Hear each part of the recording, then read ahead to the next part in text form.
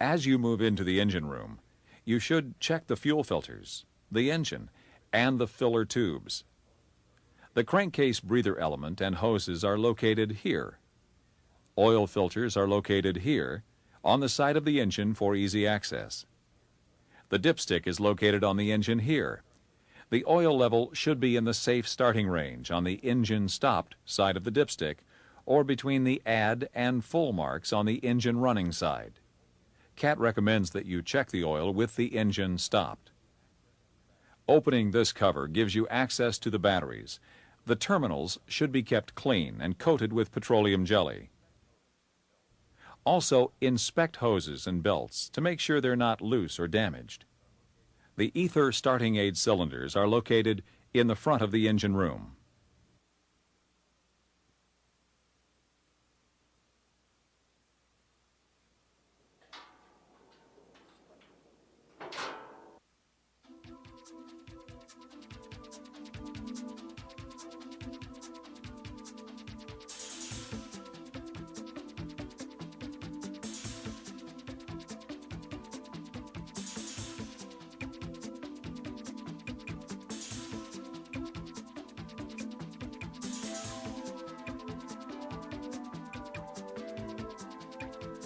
Before you climb to the upper level, you should check all the swing drive oil levels. The swing drive motors are located at the center of the swing frame. Each swing drive has its own dipstick. Contaminated or deteriorated oil should be replaced early, regardless of the interval.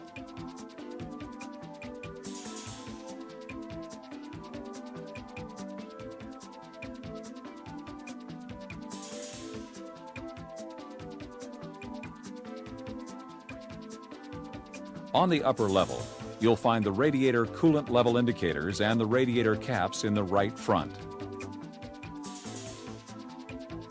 Check the coolant level and add if needed. Also be sure to check your lights for broken bulbs and lenses.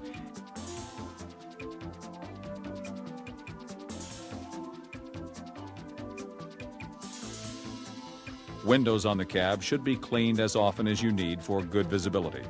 And make sure your mirrors are properly positioned.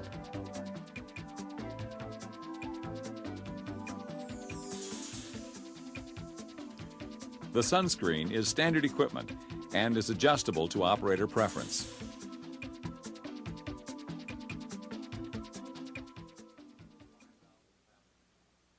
Your 5000 family machine has been designed to give you more time on the job and less time in service and maintenance. To be sure that you get the longest life out of your excavator and its components, be sure to consult your operation and maintenance manual for suggested daily maintenance and servicing intervals.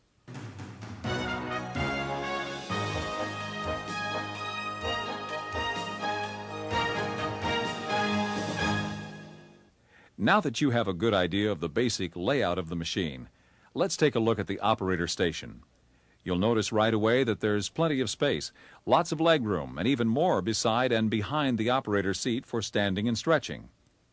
And this Contour Series seat is fully adjustable to give you shift-long comfort. The middle lever under the seat slides the seat backward or forward. The smaller lever on your right adjusts the angle of the cushion, and the one on the left lets you recline the seat back. And this knob adjusts the spring tension, so you can get the ideal support for your weight. Plus, there's a lever to adjust lower back support at the base of the seat on the left-hand side. As you're positioning your seat and controls, remember to check your visibility to the track. Rotating knobs at the ends of the armrests let you move them up or down for the most comfortable wrist and elbow action. Sliding joystick consoles also adjust to you. Just raise the release lever and use the hand grip to slide the controls to the most comfortable position. The joysticks let you move implements precisely and easily. Because less force is required, fingertip control makes work fast and smooth. The travel levers and pedals control the movement of the excavator itself. These can be operated entirely with your feet, leaving hands free for implement operation. Detailed instructions for the operating controls are included in your operation and maintenance manual. Adjustable vents provide good airflow for heating or cooling. Every side window has its own vent, and the front window has several large diameter vents, maintaining all-around visibility when defrost is on. In addition, your cab includes a cigarette lighter and ashtray, a cup holder, space to mount a radio, and 2 large coat hooks. Behind the operator seat is this convenient trainer seat that gives a good view of the console and shovel operation. Under the seat is a convenient storage area.